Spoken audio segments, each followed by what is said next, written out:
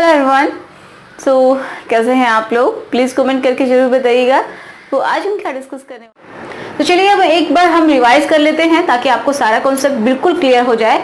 तो यहाँ पे मैंने सेल बनाई है, यहाँ पे कोई न्यूक्लियस नहीं बनाया है, सिर्फ ये साइटोप्लाज्म में होता है तो मैंने सिर्फ और सिर्फ साइटोप्लाज्म को दिखाने की कोशिश की है।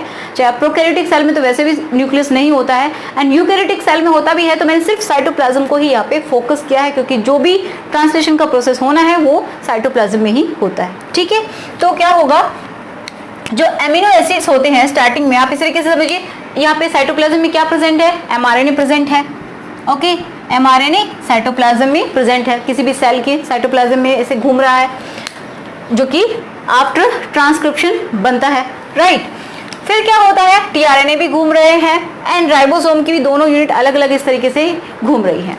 साथ में एमिनो एसिड भी बहुत सारे यहाँ पे पड़े हुए हैं, डिफरेंट टाइप के एमिनो एसिड्स, राइट, ये यहाँ पे हैं। फिर क्या होता है, स्टार्टिंग में क्या होता है, हमें पता है इनिशिएशन होता है, इलोंगेशन होता है एंड देन टर्मिनेशन होता है। इनिशिएशन से पहले क्या होता है, चार्जिंग ऑफ टीआरएनए होता है, ठीक है, चार्जिंग ऑफ टीआरएनए। बट इससे भी पहले क्या होता है, activation of amino acid, right.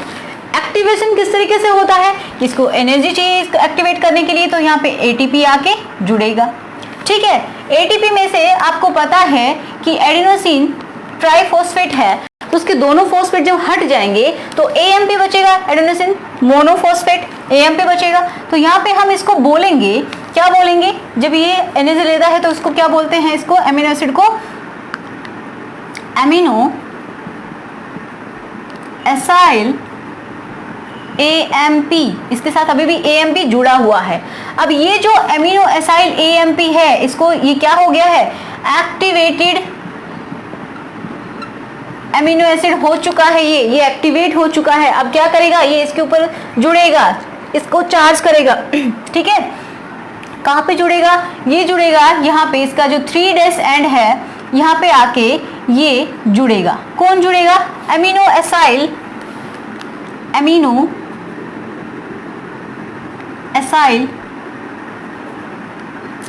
ठीक है, एमिनो एसाइल यहाँ पे जुड़ जाएगा और जो AMP है इसको एनर्जी देके निकल जाएगा। समझ रहे हो, AMP एनर्जी देके निकल जाएगा। समझ पा रहे हो इस चीज को?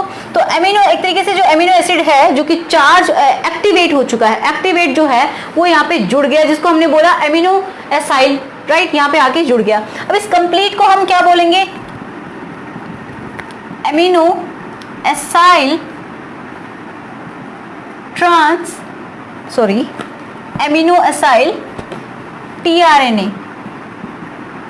ओके, इसके लिए जो इसको जोड़ने का काम करता है, टीआरएनए को जोड़ता है किसके साथ, एमिनो एसिड जो कि एक्टिवेटेड है, उसके साथ जो जोड़ने का काम करता है वो किसका है, वो काम है एक एंजाइम का जिसका नाम है एंजाइम। इसके ऊपर ही नाम है, पूरा इसके ऊपर ही नाम है, क्या नाम है, एमिनो एसाइल टीआरएनए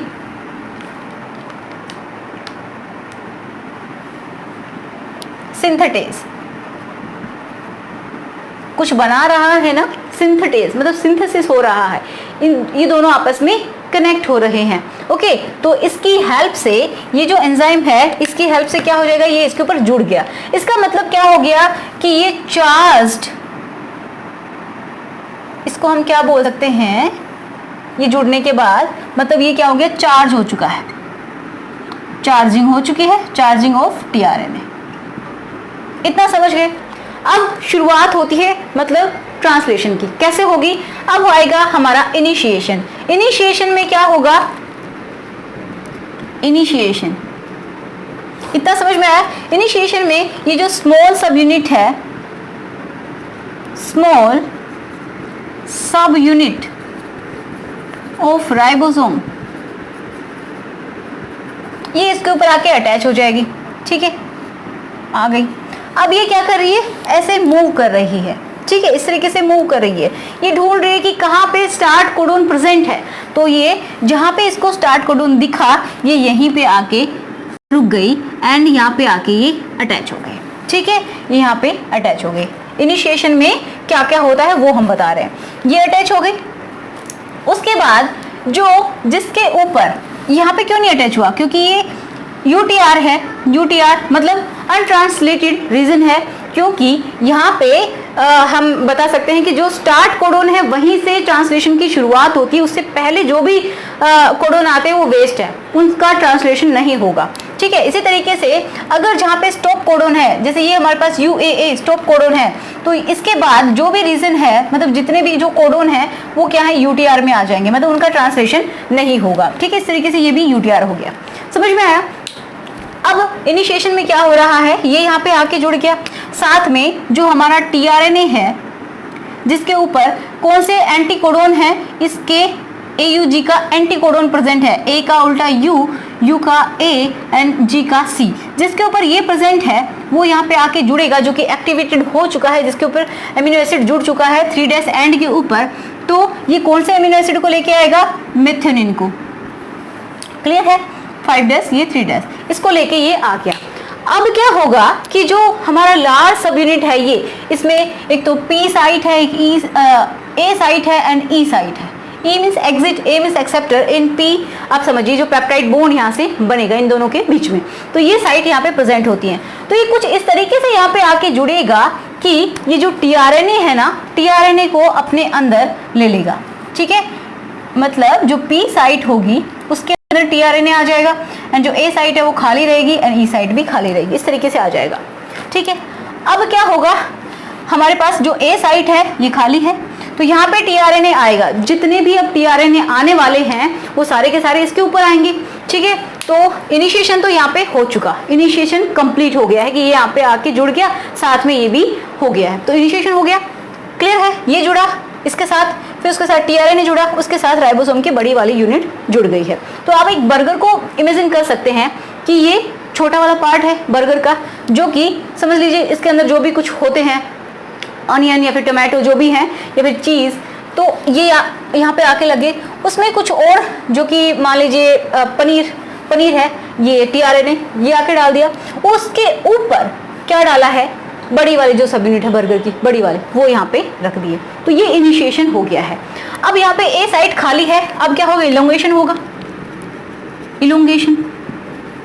इलोंगेशन में क्या होगा कि यहाँ पे वो tRNA आएगा जहाँ पे इसका एंटीकोडोन प्रेजेंट है, तो यहाँ पे पहले उसका चार्जिंग होगा, सेम प्रोसेस है, जो भी अमीनो एसिड उसका वही चार्जिंग होगा। कैसे होगा, एक्टिवेटेड अमीनो एसिड इसके ऊपर आके जुड़ेगा, ये एंजाइम इसमें हेल्प करेगा, ये एंजाइम इसमें हेल्प करेगा एंड देन क्या होगा, वो यहाँ पे आ जाएगा, ये जुड़ जाएगा।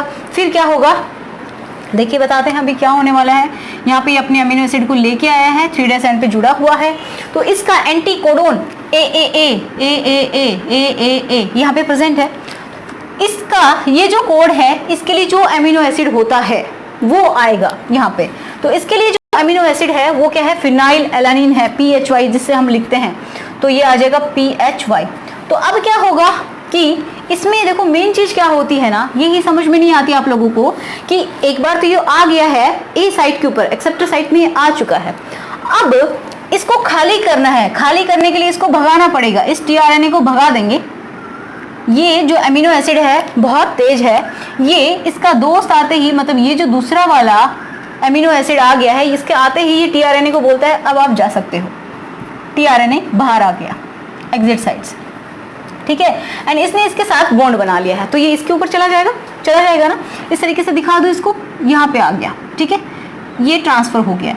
तो ये जो बॉन्ड बनाने में हेल्प की, तो वो कौन था, जो इनके बीच में बॉन्ड बनाता है, बॉन्ड फॉर्मेशन में जो हेल्प करता है अमीनो एसिड के बीच में, ये जो बॉन्ड बना पेप्टाइड बॉन्ड है। पेप्टाइड बॉन्ड कौन फॉर्म करता है, फॉर्मेशन बाय एंजाइम, कौन सा एंजाइम है, पेप्टिडाइल ट्रांसफरेज। इस तरीके से अमीनो एसिड को एक दूसरे से जोड़ रहा है यानी इस तरीके से ट्रांसफर हो रहे हैं, तो ये मेथियोनिन है। समझ में आया। इसी तरीके से अब क्या होगा, ये पॉइंट आप समझ लीजिए क्या होने वाला है। इतना हो गया, टीआरएन यहाँ पे चला गया, यहाँ पे वापस से खाली हो गया है, पूरा खाली हो गया, पी साइट खाली है, ए साइट में अभी टीआरएनए है।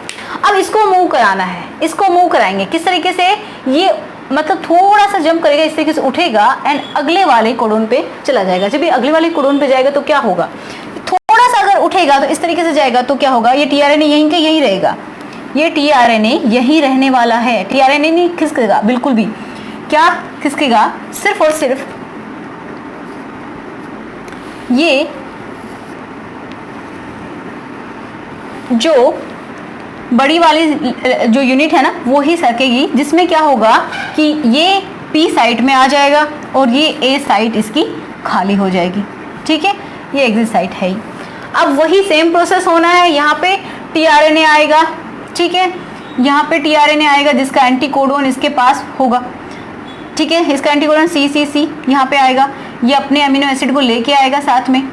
अब ये अपने अमीनो एसिड को लेके आएगा 3' एंड पे, तो ये क्या करेगा, ये इसको भगा देगा एंड ये अपना बॉन्ड इसके साथ जोड़ लेगा। फिर वही एंजाइम इसमें हेल्प करेगा। कौन सा एंजाइम हेल्प करेगा, ये पेप्टिडाइड ट्रांसफरेज।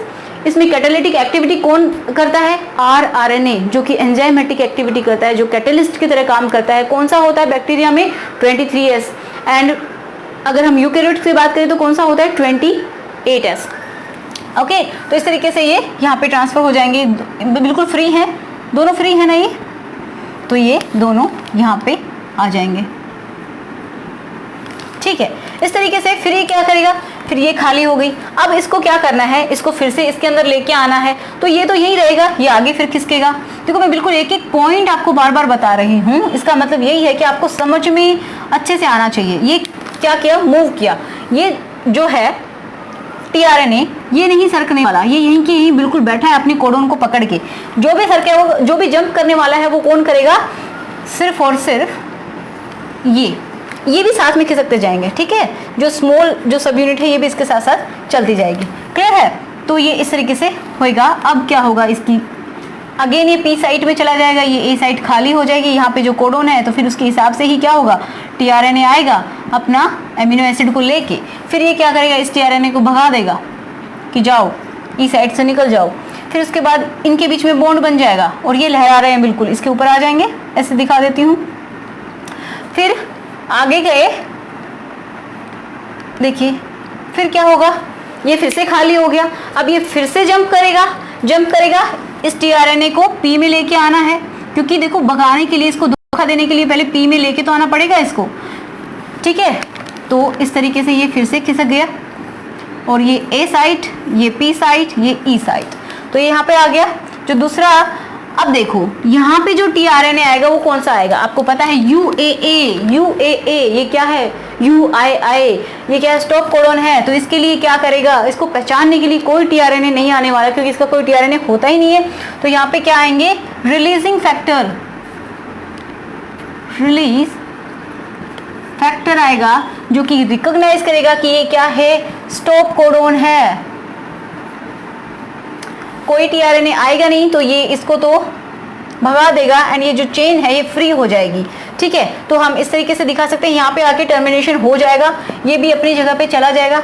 ठीक है, ये सब यूनिट भी हट जाएगी, लार्ज सब यूनिट भी, स्मॉल सब यूनिट भी, टीआरएनए सब चले जाएंगे। बाद में क्या बचेगा, हम अमीनो एसिड्स को दिखा देते हैं। इसने कोड किया था किसके लिए, इसने कोड किया था, इसने कोड किया, इसने, इनके अमीनो एसिड्स की एक चेन बन गई यहाँ तक। ठीक है, ये क्या था, UAG, मैथ्योनिन, शुरू में मैथ्योनिन था। 5' to 3' एंड की तरफ ही इसमें भी एडिशन होता है, मतलब 3' एंड पे ही ये जुड़ते हुए चले जाते हैं। टीआरएनए के भी 3' एंड पे ही अमीनो एसिड आके जुड़ता है। मैथ्योनिन है, ये फिनाइल एलानिन है, ये ग्लाइसिन है, उसके बाद ये क्या है, ल्यूसिन है। तो ये आके इस तरीके से ये चेन बनेंगे, इसको हम बोलते हैं क्या, प्रोटीन, या फिर इसको क्या बोलेंगे, पॉलीपेप्टाइड चेन। तो एक्चुअली में ये है सारा का सारा प्रोसेस। यहाँ पे आके क्या हो गया, टर्मिनेशन हो गया है। समझ गए? तो आई होप आपको समझ में आया होगा। अगर फिर भी कोई डाउट है तो मुझे कमेंट बॉक्स में लिख सकते हैं, चैट बॉक्स में मुझे लिख सकते हैं।